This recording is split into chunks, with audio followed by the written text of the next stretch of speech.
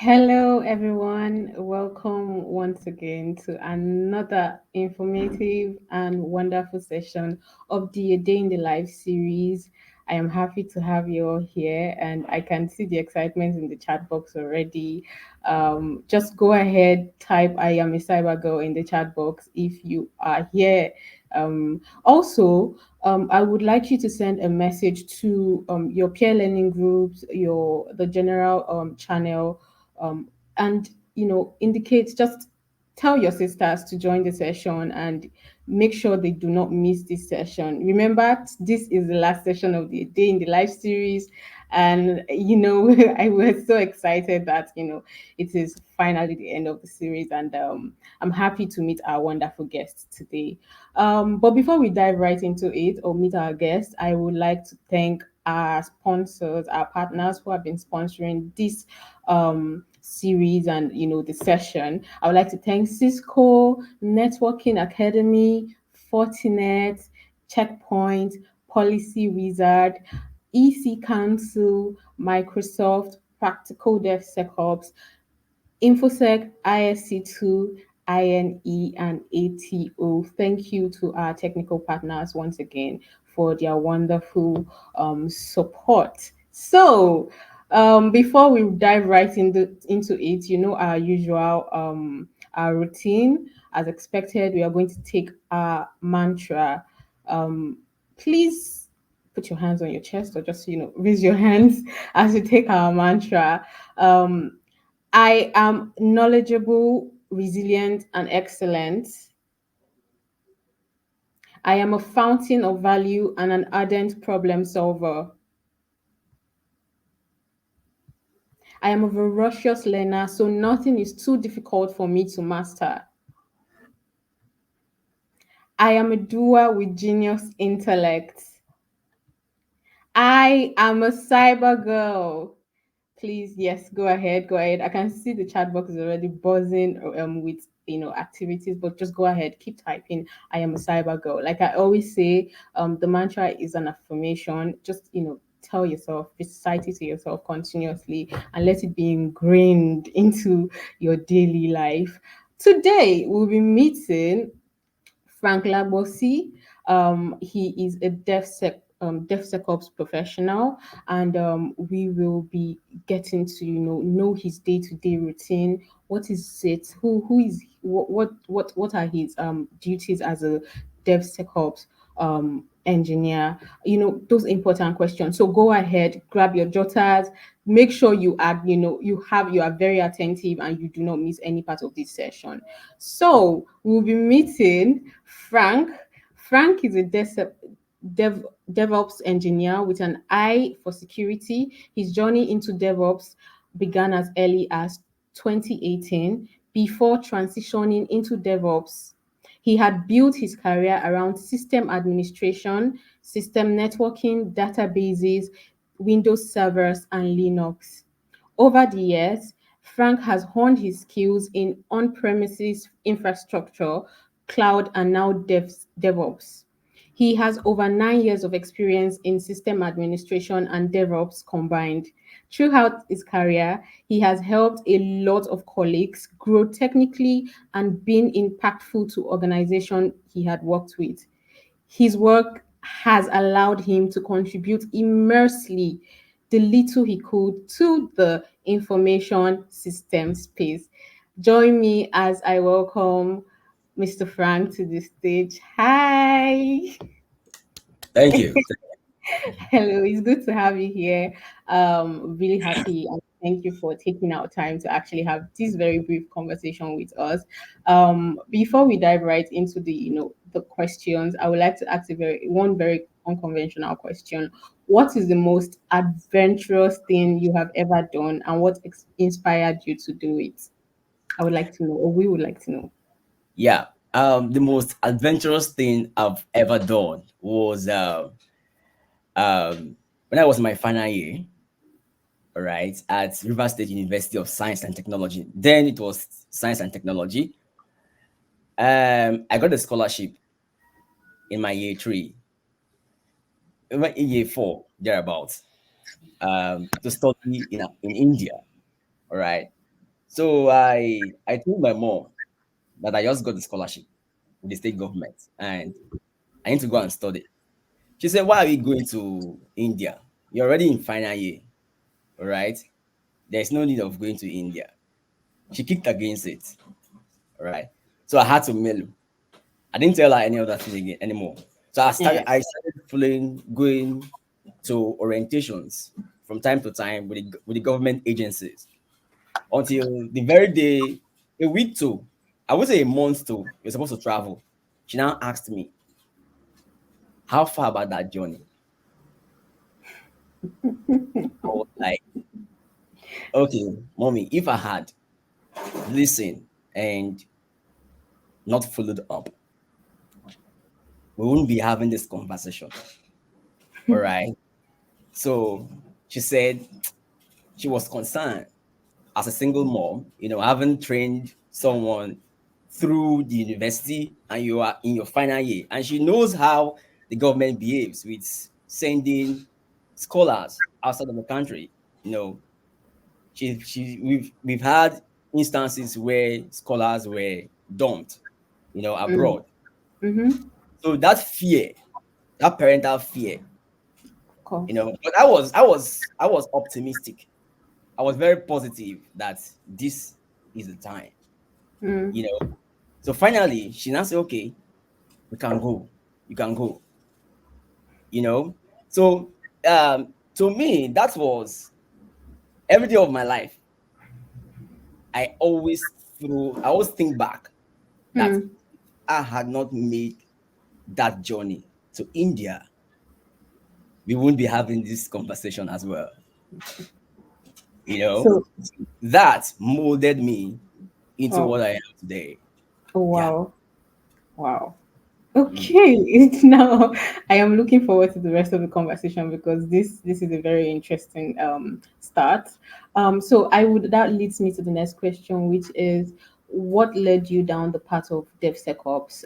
Was there a pivotal moment or influence that nudged you in this direction? Okay. I got exposed to computers in 1999. All right. So that was in my JS2. We were opportune. Somebody came from Lagos, to introduce um, data processing, you know. And I got home, told my mom. She said, I should enroll. When it starts, I should enroll. So we got enrolled. Then fast forward after secondary school, in our area, we had internet services. One of these entrepreneurs, they came up with internet services to provide internet service within that area. So we were curious, seeing things online, you know, seeing pictures, seeing Yeah, different activity. yeah. That curiosity, started building in. So we started going to cyber cafe Mm, to browse. At some point, we started feeling cheated, mm, in the sense that we each time we buy time, we buy 10 minutes for 100 naira as a day. Within 10 minutes, the 100 naira has finished. it's And gone. it will finish at the point when you are feeling the browsing. You know, When it's are you- interesting. so we now started thinking, how do we bypass this timing? So that thought started building up that there should be a way we can Yeah. stop this time from Mm, counting. So we now started doing research as well. All right. And I fell on there's an app, you know, called then Process Terminator. Right. So mm, what Process Terminator does is once you install it on your system, it captures all processes because any application you install on your system, it creates a process, right? So the process gives life to the application. So if that mhm, process dies, the application dies. So now we had to launch that application. We download it from the internet, launch it. When we launch it, we're going to see the timer. All right. The timer then was easy browsing. Okay. Once we see the timer in the process list, we're going to terminate the process. The moment we terminate the process, the time goes off. the system is empty. There's no timer. So you just keep browsing, browsing until the operator will see that this guy has been here all day and he just bought 10 minutes. Yeah. And he will see the indicator on his own side. He will come to you that can I see the time? Can I see your time? Immediately you see, you just double click on the app again, it will just log you off. Right. So that was how the acts started building up. And fast forward in India, I started my journey as a certified ethical hacker in CH version 6. That was around 2010, version 6. That was when everything began, Mm, And fast forward, after to some extent, we've seen a lot in DevOps. We now say, okay, I think it's time for we to transition into DevSecOps because we already have that element, element mm, of security, in us, element of security in us. So transitioning into DevOps, into DevSecOps, though the environment is different in the sense that it's not that conventional security. It's separate from normal system security, right? This security is about integrating security practices into DevOps methodologies, all right, mhm. which is DevSecOps. So we started looking at different areas, how methods in implementing security in DevOps. So that was how we got into doing DevSecOps. And thank you for that. And what challenge? What kept pushing you forward to like keep researching? Like what motivated you? What continued to motivate you to Okay, continue? okay. You must be a self starter. Hmm. Hmm. You must be a self starter to keep going. So it is a threat. It's a trait that you have to develop. How do I do things by myself, without running to others? DevOps today, I I taught myself, I'm self-taught DevOps before looking into DevSecOps. All right. So when you develop that trait of okay, because everything is available at your fingertips, everything's online. Everything's online. You just have to develop that trait. Once you develop it, that's the key to Hmm. learning anything. Yeah. Okay. Thank you. Be a self starter. Be a Yeah. self starter. Actually, very important. Next question. Can you paint us a picture of what it means to be a DevSecOps professional in your role? What does a typical day look like for you, and how do you strike a work life balance? Okay.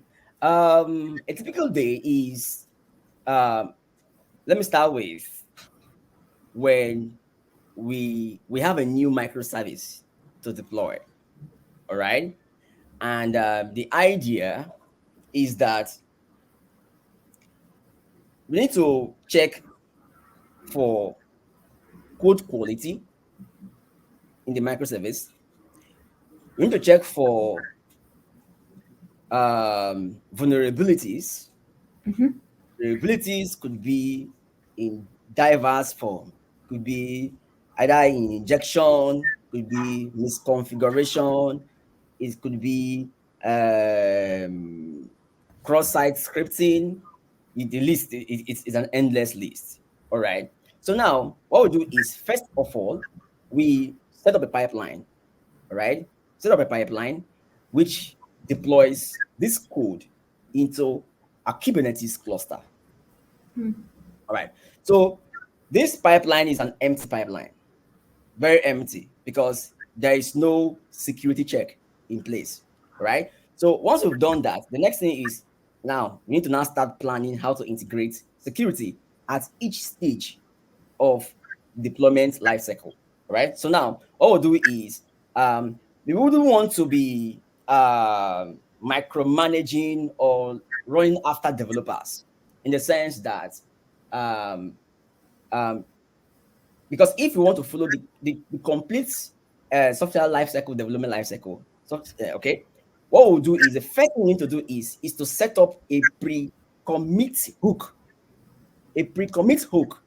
This is a feature or a service, all right, that prevents a developer from committing sensitive data, all right, confidential data into a version control system, all right. Confidential, sensitive data like your passwords, your username is still sensitive, API keys, tokens, right? So these are things that we try to control, from getting into a version control system. Because once it gets on a version control system, there's what we call bots. On GitHub, there's GitHub bots. So bots are smaller programs that are responsible for broadcasting um, anything you commit on a version control system. So the moment it happens very quick. So once it broadcasts it, there are attackers on the line online, steady 247. There are people that just sit on their machine monitoring any traffic. All right. So once they are targeting your organization and they see it doesn't necessarily have to do with your organization. They see every traffic that comes from anywhere, in as much as their torchlight is on GitHub. All right, it's on GitHub. They see once they see anything that makes sense, they pick it up and they try to initiate a login against that system. And once it goes, bam, Vala, all right, Vala, all right. So from the developer's machine, we try to control that. However, since we can't do that on every developer's machine, all right, the next stage now will be okay when the developer pushes his code to the version control system. So we have tools, n number of tools we can use to scan the entire repository that looks for these things I've mentioned: API keys, passwords, tokens. All right, it checks if they are in plain text, right? They're not encrypted. Once it checks if they are in plain text, it's going to drop an error. So tools like Trivy, Trivy. So Trivy is a tool from Aqua Security, right? So this tool has a tendency of scanning a version control system, all right? Trivy is there. We also have Sneak. Though Sneak is a SaaS tool, all right? And Sneak, to a very large extent, Sneak is not free. You have to subscribe to Sneak, and you get some credits and you start using Sneak. But they have a 30 days trial which you can work with. Okay. Now, outside that, 3V is free, it's open source. And we have been using 3V to scan the entire repository. So we're going to integrate that in the build pipeline. So after that, then if all checks passed, then there will be what we call continuous integration, right? Your code will now be integrated into your automation tool. It could be Jenkins, it could be GitLab CI, it could be GitHub Actions. All right. Okay. Let's talk about Jenkins. So now, once that check passed, then it will now be integrated into Jenkins. Now, the next phase now will be to build the code, to dockerize the code. All right. To have the code as a Docker image. All right. So this stage now will build the code, entire code, and dockerize it, all right, into an image. So once that phase is passed, it will now do a push. But before we push to the registry, to the container registry, we still have to scan. We scan again and check for vulnerabilities, right? It could be that at the repository level, when we scan, we couldn't catch is there are some vulnerabilities that we couldn't catch. All right. So now we're going to bring in another tool. maybe we want to use sneak in this phase now. All right, let's use sneak. Trivy has scanned the repository. Now let's use sneak and scan the image. All right, and check if we could see one or two vulnerabilities. All right, great.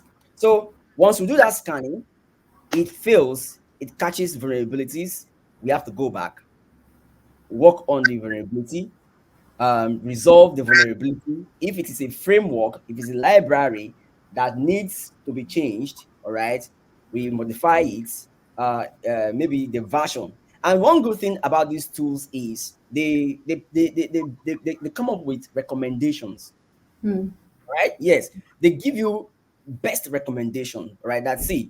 Let's say, for instance, now I'm using a library called Log4j, all right, in building my Java application, Log4j. So if I'm using version 2.0.2, assuming it will now it will halt and tell me that there is this version of Log4j is vulnerable to cross-site this attack, to session hijacking, to this injection.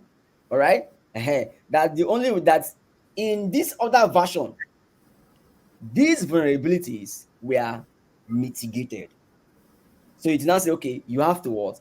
You have to you have to update to that version. Just change the version and update it. You scan again, it went through, bam. Once it went through, the next phase is now you push the image to the container registry. Now the image now is now on the container registry. All right. Now, before we use the container, before we use the image and deploy into our Kubernetes cluster, we still have to scan because we don't know who may have gained access to our build pipeline. All right. So push an image, an identical image, to our container registry. Maybe this image they may have injected some backdoors, So we still have to scan before we use it in Hmm. our Kubernetes cluster. So with this way, we get to make sure that in our pipeline end to end, security is taken good care of.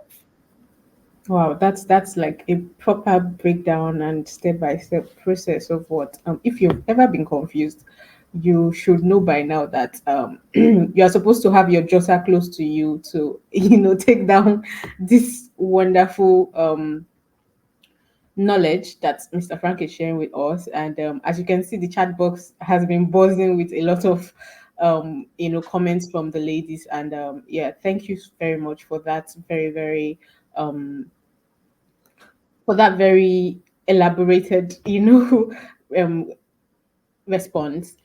Moving on, in your experience, I would like to know what are the common vulnerability or weak points you encounter in this field? What are the strategies you do to employ to mitigate these risks? All right. So there are so many vulnerabilities, all right, and most of these common vulnerabilities are injection vulnerabilities, all right. So Okay. injection vulnerabilities those days when we were playing around, we started our CEH and our eyes were like, we're just like, wow, oh, those kind of sounds, because we were doing things that were not, we see as is impossible. You can just look at somebody website and try injecting some useless Okay. characters that doesn't make sense. I'll just put asterisk. I'll just look at the URL. I'll put slash I. You know. Now, what I'm trying to do now is I'm trying to talk to the database and check if it will give me some. There's a response I'm waiting for it to return that response. If it returns that response, I'll say that, yeah, this This web application is vulnerable to SQL injection. Now, maybe the back end, as in the DB, they may have used MySQL, right? So those days, MySQL was a major target, all right? Major target. And again, in login pages, well, let's say for instance, I go to Cyber Foundation and I see two buttons, login and sign up. I'll just go to login. All right. Now, I also once I go to login in the user field, I'll Yeah. impute some set of injection. All right. There's how we'll do it. Then the password, I'll do the same thing. I'll click on login. So once I click on login, there are 50% chance that, or let me bring it down. There's 10% chance that I could gain access Mm. into the application. Now, the reason here is the developer during development has not taken into cognizance of secure coding. All right. And he has not he has not wrapped, he has not gone around that feature that causes SQL injection within his code. Mm. So now when writing such an application, all right, because um in your in your form behind the form there are SQL statements. There are SQL statements that comes, right? So now there are for in the area of secure coding, there are some constructs. There are some constructs you could use to actually avoid the attack of injection on your application. All right. So um, that's why developers, if you're in an organization, all right, developers, you must, as a DevSecOps engineer, you must bring this to the awareness of the organization that CO, it will make sense if we have a training, a program, all right, for our developers on secure coding. Okay, secure coding. So all these courses are on Udemy, right, which developers can pick. Mm. Then the next on that list is cross-site scripting. So cross-site scripting is it's mostly JavaScript based. All right, mostly JavaScript based. So they use cross-site scripting to hijack session. There's something we call session hijacking. Now, while you're working, somebody has injected a script already. All right, and it happens most of the time. It happens within a confined network. The person is in the same vicinity. Now, let's say for instance, now I'm in my room now. My neighbor is an attacker. Somehow, he has he has hacked into my Wi-Fi. Yeah, he has hacked into my Wi-Fi. Those days we hacked Wi-Fi back to back. That was Yeah. on WPA until the version was increased. All right, the encryption was increased to WPA2. Okay, for those days when it was still WPA, we don't waste time. Once we see any Wi-Fi that is strong, all right, and we need internet, we are inside, quick as. All right, great. So once my neighbor gets into my network, he can easily hijack my session because now we are now on the same network. So you just look maybe Wireshark, right? You use Wireshark and scan the entire network, all right? And if I'm on Facebook, you can easily hijack my Facebook.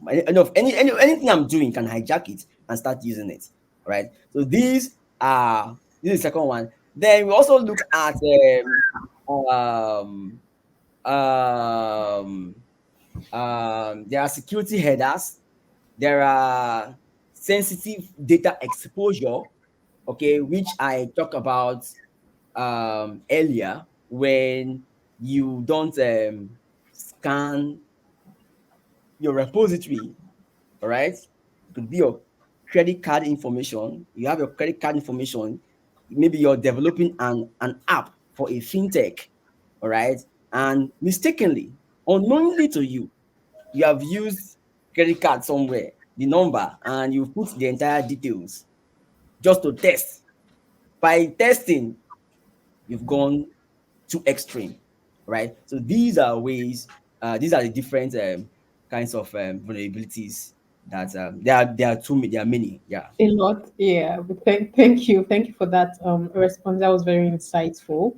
I would also like to know, in your experience, what's so far, what is the most challenging or intriguing project um, that you have had in your career as a DevSecOps engineer, and what did you learn from that project? Okay, the challenges we normally have most of the time is the integration.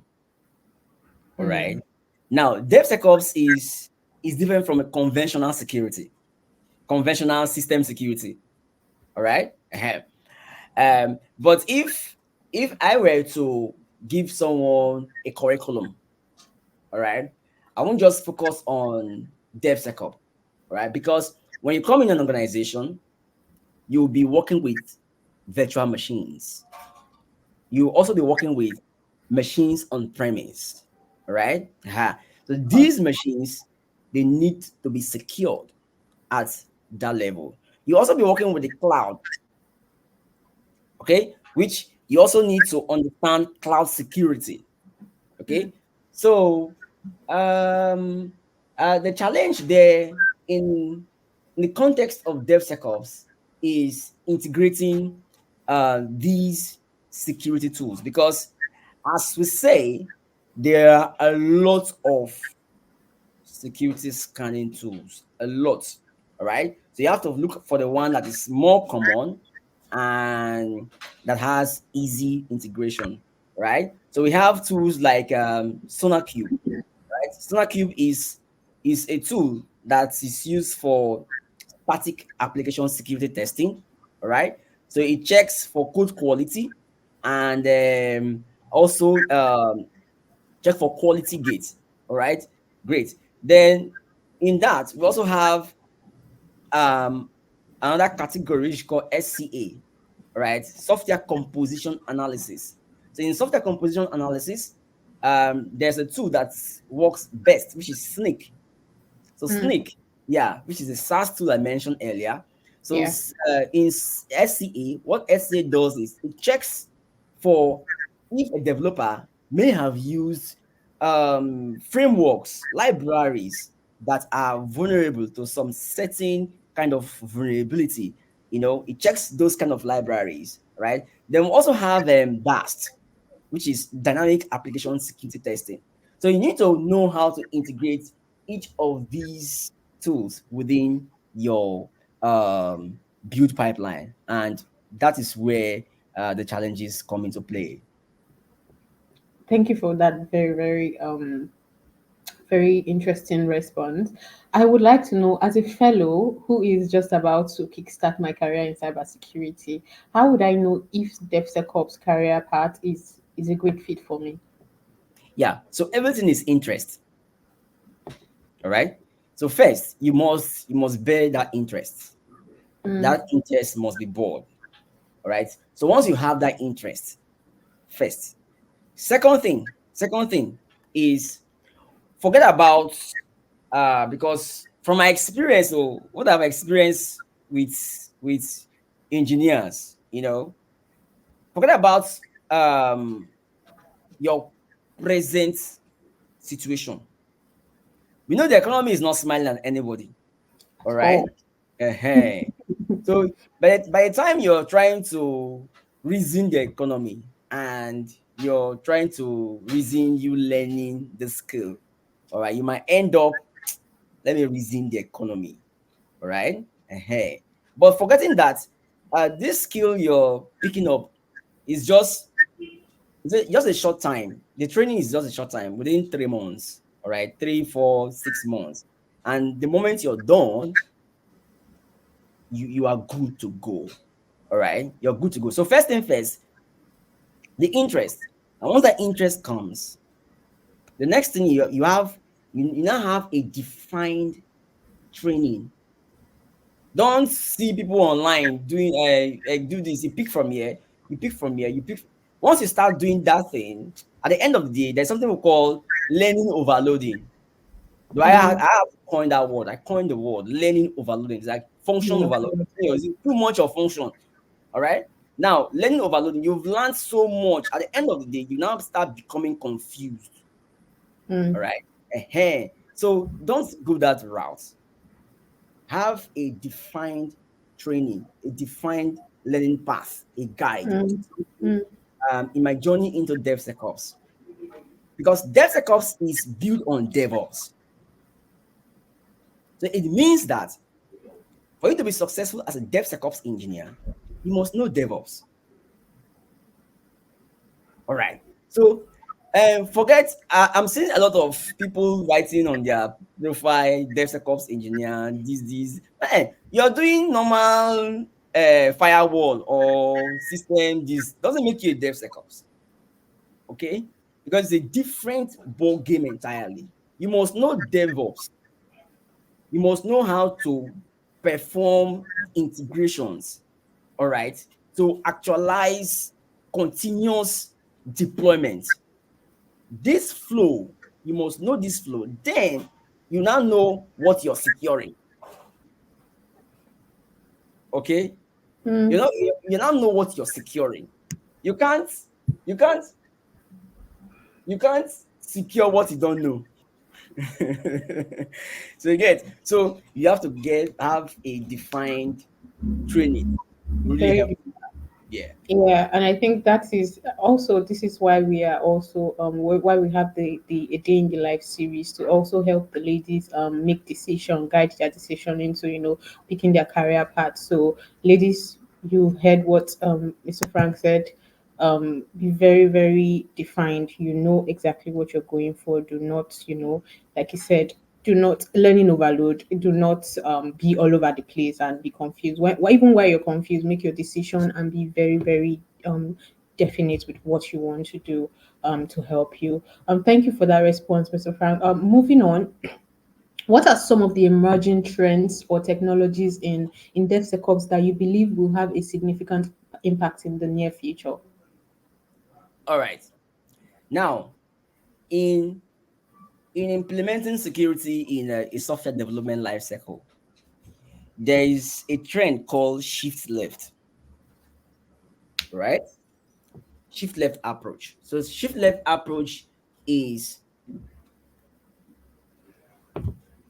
you are actually integrating security, all right, at the first stage of the SDLC.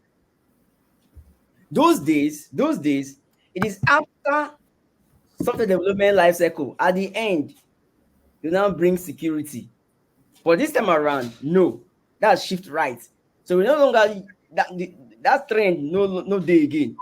All right, it's no longer available. The trend that is invoked now is shift left, going left. So meaning that we are integrating security at the very beginning of the software development lifecycle.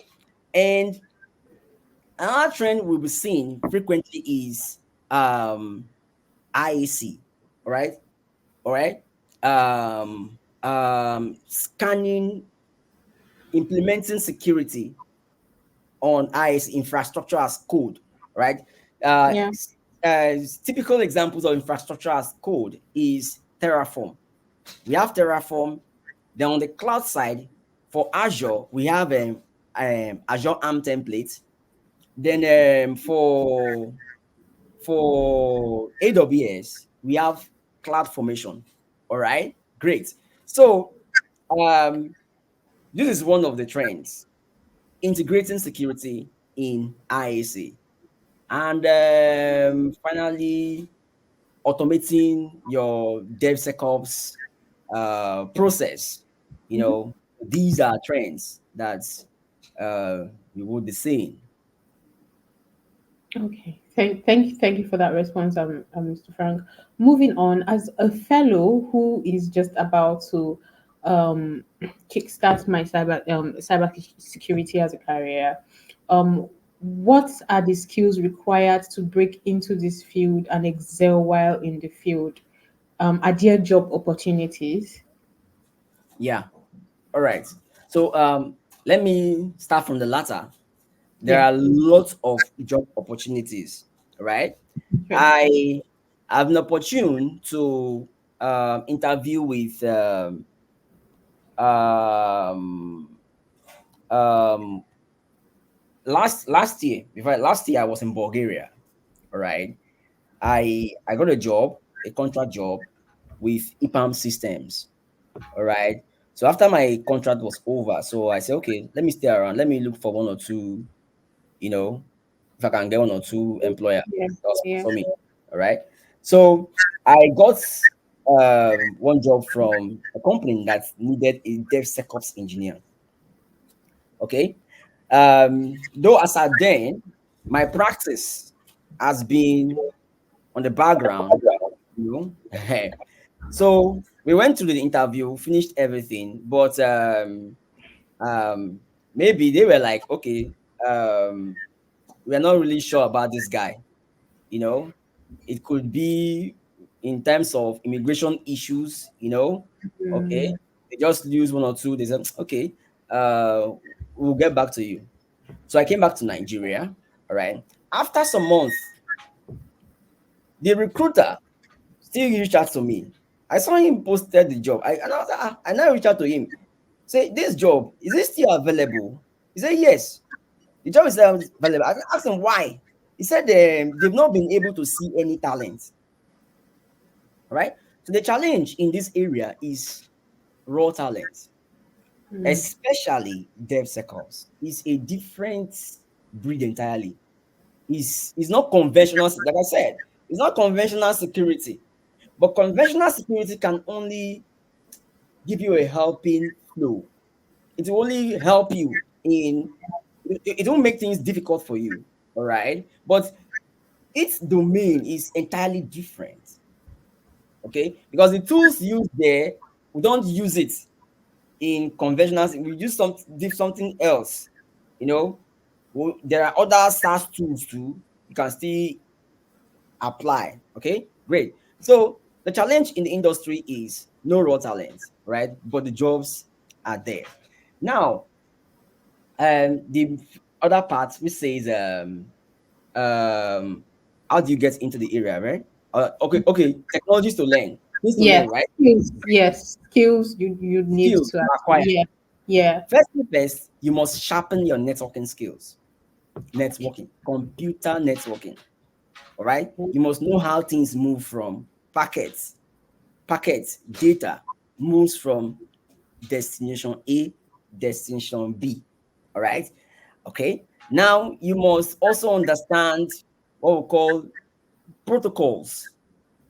All right. Protocols.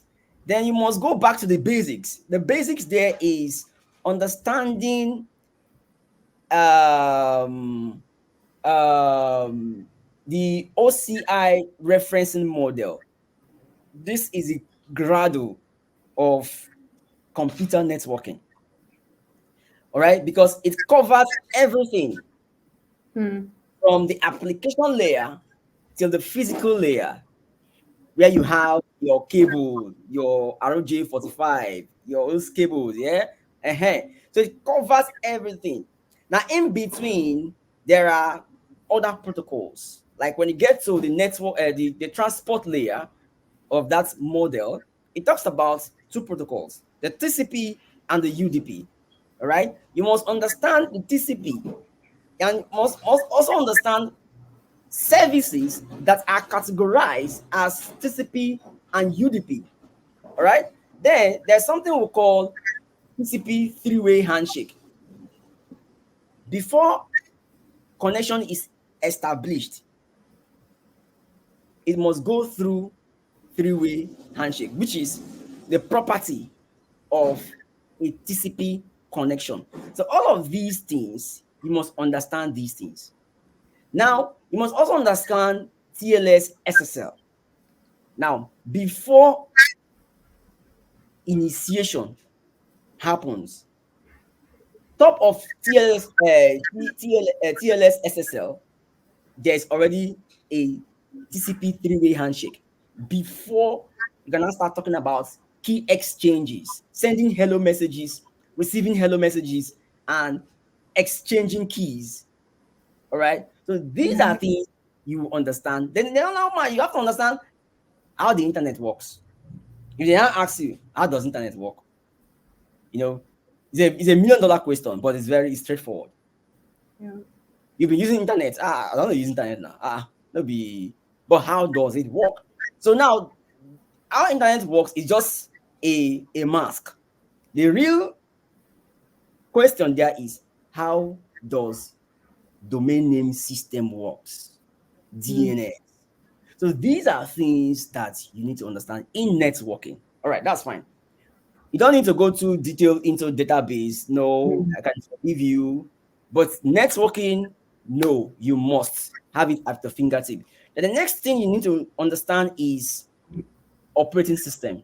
All right. These days, um, a lot of technology is tilting towards Linux. Mm. It's tilting towards Linux. So you need to learn Linux to the end. You need to know while you're sleeping, you're doing Linux. All right. So you need to know Linux as in Linux. I think with these two, you have a good start to guide you properly. Yeah. Thank you. Thank you for giving that breakdown. I could see in the chat box a lot of conversation was going on as well. Ladies, this is why you should actually attend all session in real time. There is no need for you to wait for recording because nuggets like this are very, very, you get them immediately and then you can, apply them into your day to day life and your learning progress as well. Thank you for that response, Mr. Frank. I would love to know if a cyber girl fellow was to start out in the role as a DevSecOps professional, what are the other infosec roles or paths that they can pivot their career to after some years? What other career paths can they pivot into or transition into? Okay. They can transition into like security analyst, penetration tester, ethical Mm, hacker. Okay, ethical hacker, penetration tester is the same. Yeah. Um, cloud security specialist. Your business is just cloud. Anything cloud. Oh shit, you are there. Are you getting me? Anything cloud, okay. more leave them for you. Let's leave it for you. You take good care of it. So yeah, so these are areas, pen tester, and the likes. And also, you could also transition into um okay, which is analyst. It falls on the analyst, security analyst. Yeah, yeah, Yeah, security analyst, a SOC analyst, yeah, yeah. the rest. Okay, okay. Ladies, you hear that you can pivot into pen testing, SOC analyst as well while you are in the DevSecOps part. Are there any expectation you had about this career path that you have found out it's different that is very different from reality in both good or bad ways? And yeah, please what are things while in the career you found out and you're like, okay, this is very different from what you learned while taking the course or learning. Okay, like I said, me, I'm a self starter, so Yeah. nothing takes me by surprise. Okay. And yeah, because I'm doing the learning by myself. So when I Mm, get to where there's a blocker, all right, I'll now look for the the developer documentation. How is it? What I'm trying to do? How is it implemented? If I don't understand it, I'll now look at videos. I will now go on YouTube. I'll look at different videos. Check out implementation. mhm. Okay, okay, okay, okay, okay. Yeah. So I don't get surprised by those kind of things. Yeah. Okay, that's very um that's very interesting. It's well, glad to know. What advice would you give the fellow um that you wish you knew earlier before you started your career as a DevSecOps engineer? What are the things you have learned? What advice would you like to give fellows that are thinking to actually join this career path and follow? Okay, the advice is start early. Just start early. All right? Because me, I started very early. And I, in short, before I even start, I have this burning desire. The first day I Mm, touched mouse, I touched it very well. I held it very well. There are people when they want to hold mouse, they will like, how do I hold it? How do I hold the mouse? But the day I held the mouse, it just landed. It entered my hand very well, as if I've been holding the mouse for a very long time. since you were So born. that is, yeah, that enthusiasm. You have to be enthusiastic. You have to fall in love. So when you fall in love, learning become easy. When you fall in Mm, love, learning become very, very easy. You just see yourself, you're doing things. I mean they do this kind of thing. You see yourself, you're doing things. That is the secret.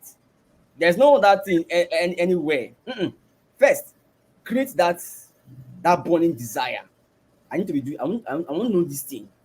Once that desire is there, forget it. It will flow. It's natural. wow. So, ladies, you hear that you have to have the burning desire to actually pursue this as a career. Mm. You have to pursue. You have to, have the. You have to be The zeal. enthusiastic. You have to exactly the zeal to want to actually, learn this as well. We have some questions already in the chat box. What programming languages does one need to be familiar with, and what level of software development and operation system knowledge is sufficient for this field? Okay, what you need in this field now, scripting. Script. It's either you're doing Bash scripts, you're doing Python scripts. Those days, it's script that we use to perform some kind magic. You Hmm. know. So it's the scripting. There's a go.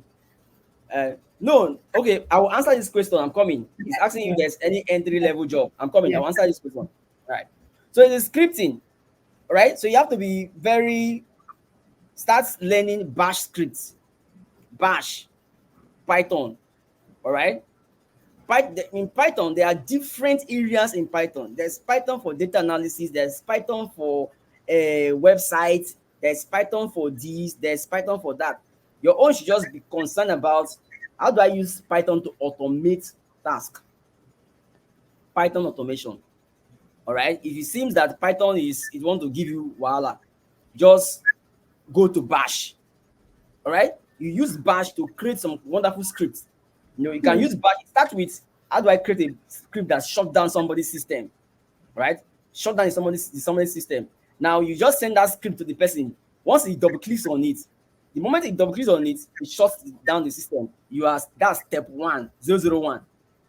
Now you now start feeling it. You could just use two systems, all right? Laptop A and laptop B. You write your script, send it to your other laptop. On this laptop, just click. As you click it shut down the system.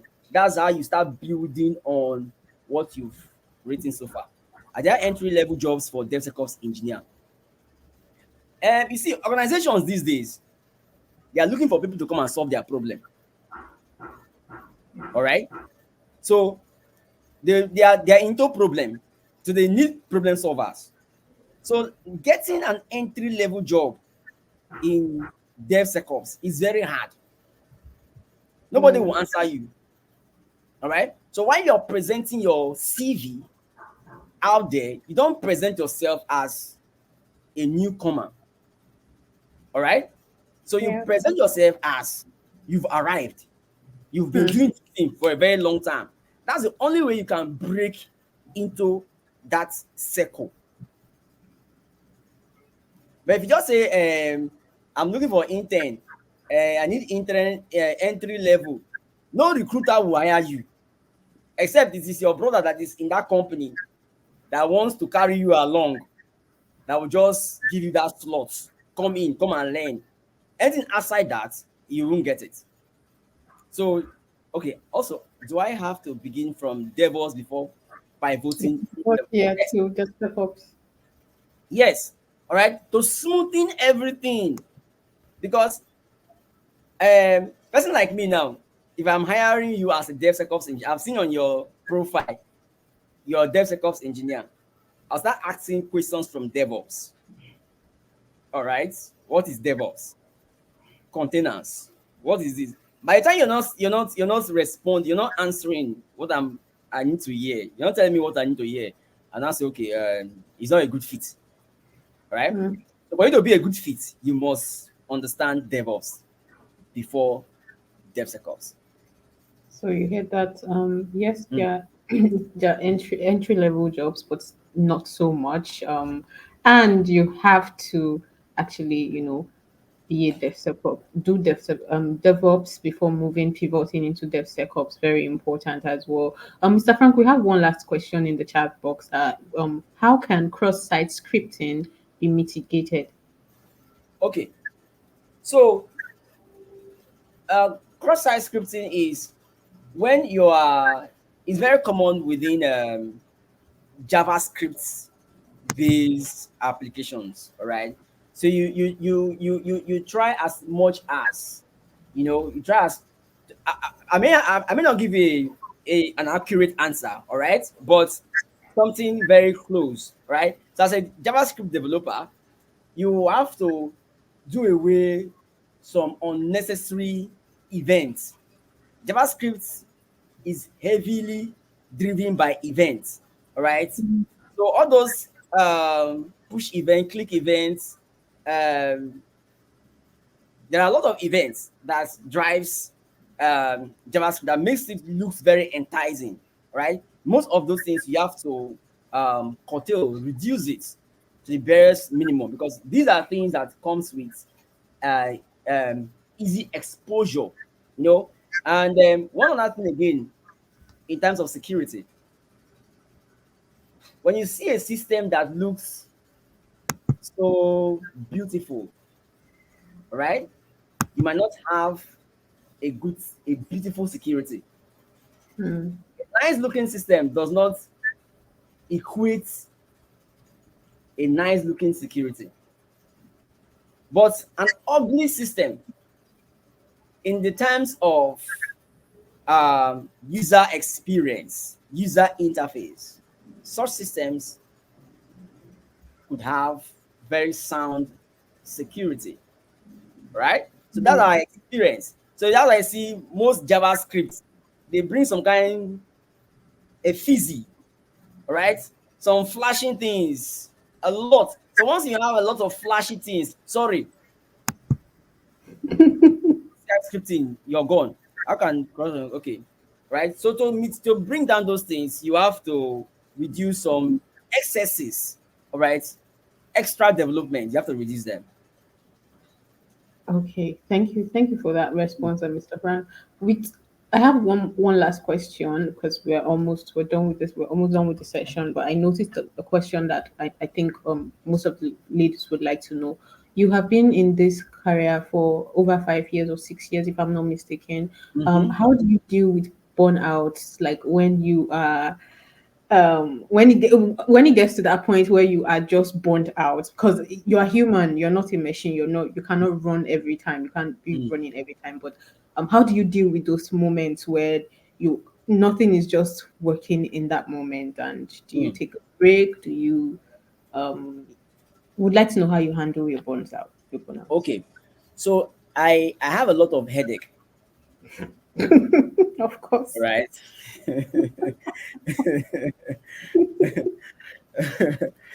All right. So my own affects the right side of my eye.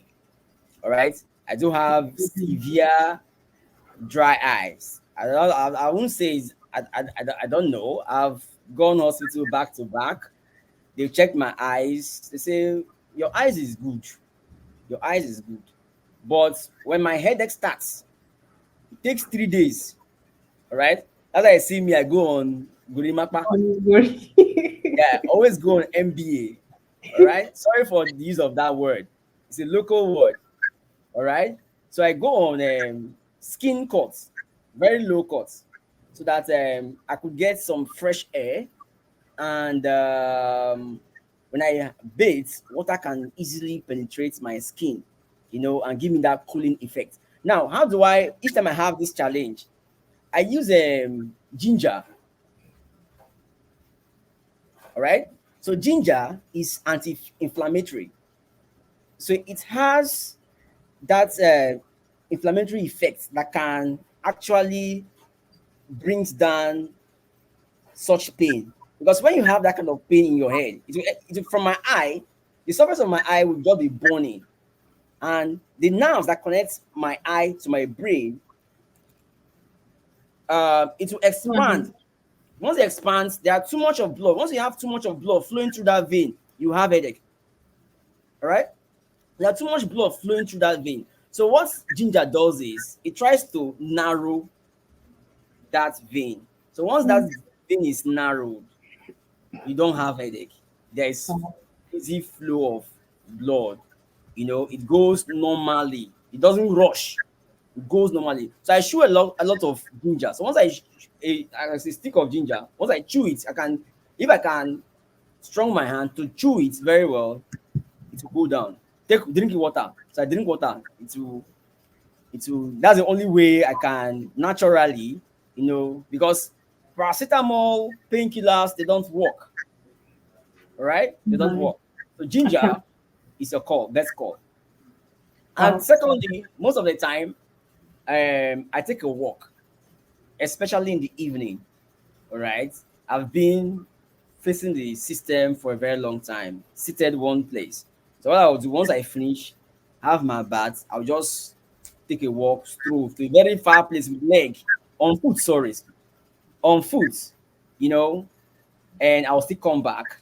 And that way, I try to ease up stress. And then another thing, I try as much as possible to walk barefooted. get Yeah, grounded. yes, once you do like that, it helps. It helps sincerely. So I think, It's Um, thank yeah, you, thank you so much, Mr. Frank, for that very, very important part of the conversation. Ladies, as you know, we have come to the end of this session, and Mr. Frank, thank you very much. Thank you so much for your time. It was a very informative session and very interesting too. A lot of the ladies are already asking if they can have you, if you can join us again for another session. So look forward to hearing from us so, very soon. But I really, really enjoyed this session, and thank you for being very, very detailed, because that is one thing you did. You were very technical and detailed, and you broke down a lot of processes which are very, very important. While on this part, so the ladies are already saying thank you to you in the chat box, as you can see. So thank you so much, Mr. Frank. Really, really look forward to having you another time. thank you, So, thank you. ladies, thank you.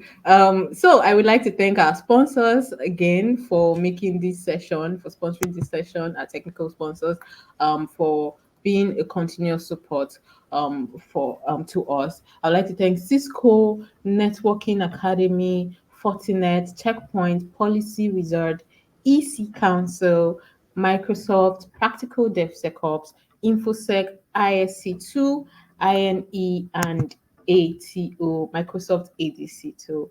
So thank you, ladies, for joining us. Remember, we have a masterclass tomorrow at at 1 p.m. So you are to attend. Please, you are expected to attend the mental health masterclass that will be holding tomorrow as well. So look forward to actually having you all again tomorrow. And I'm sure a lot of you enjoyed this session. As you know, this is the last session officially of the ADIL series. Thank you for sticking with us. Thank you for attending. Thank you for your continuous you know, comment and your continuous participation in the program. And I look forward to seeing you guys again. Have a wonderful day and blessed day ahead.